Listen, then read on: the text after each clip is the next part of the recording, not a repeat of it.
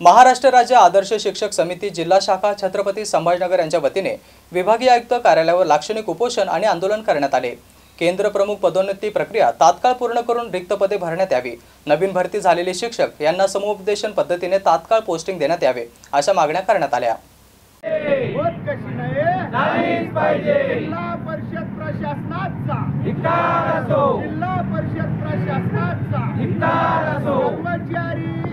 कल्याण निधी योजनेत झालेल्या घोटाळ्याची चौकशी झालीच पाहिजे। पदवीधर शिक्षकांना पदोन्नती प्रक्रिया झालीच पाहिजे। होत कशी नाही झालीच पाहिजे।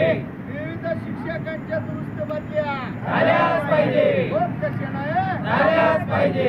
होश शासको होश में आओ, होश में आके बात करो, बात तुमको करनी होगी, न्याय तुमको देना होगा, नहीं देंगे तो छीन के लेंगे।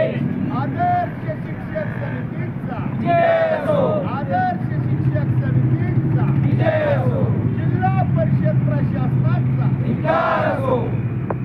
जिल्हा परिषद शाळेवर कार्यरत असणारे जिल्ह्यातील सुमारे 8000 शिक्षक आहेत, परंतु छत्रपती संभाजीनगर जिल्हा परिषदचं प्रशासन शिक्षकांचे जे न्याय हक्काचे प्रश्न असतात, या उदाहरणार्थ विस्तार अधिकारी पदोन्नती त्याला 14 वर्षे विलंब लागला। त्यानंतर आता केंद्र प्रमुख पदोन्नती इतर जिल्ह्यामध्ये काल परवा 2 दिवसात पदोन्नत्या झाल्या। अनेक पदोन्नती पात्र शिक्षक अनेक वर्षे त्या ठिकाणी पदोन्नती न झाल्यामुळं शिक्षक सेवानिवृत्त होतात। अनेक शिक्षक सेवानिवृत्त होतात, याला जबाबदार जिल्हा परिषद प्रशासन आहेत आणि म्हणून आम्ही त्या ठिकाणी 17 तारखेला आंदोलन केलं। हे प्रश्न सोडवण्यासाठी त्यांना मागणी केली, परंतु जिल्हा परिषद प्रशासन हे जाणीवपूर्वक शिक्षकांच्या प्रश्नाकडे दुर्लक्ष करत आहेत आणि म्हणून प्रशासनाच्या निषेधार्थ आम्ही या आयुक्त कार्यालयासमोर आज 1 दिवसीय लाक्षणिक उपोषण करत आहोत।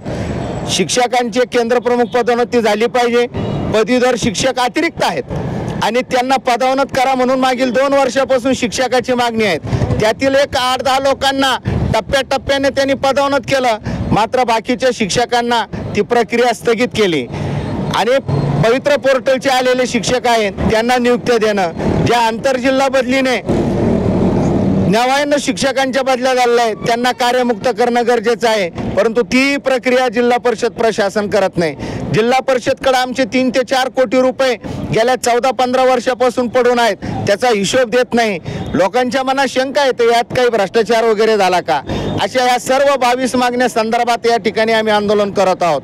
आयुक्त साहेबांनी या आंदोलनाची दखल घेऊन जिल्हा परिषद प्रशासनाला तात्काळ शिक्षकांचे प्रश्न सोडवण्यासंदर्भात सांगावे असे यासाठी आम्ही या ठिकाणी आंदोलन करत आहोत।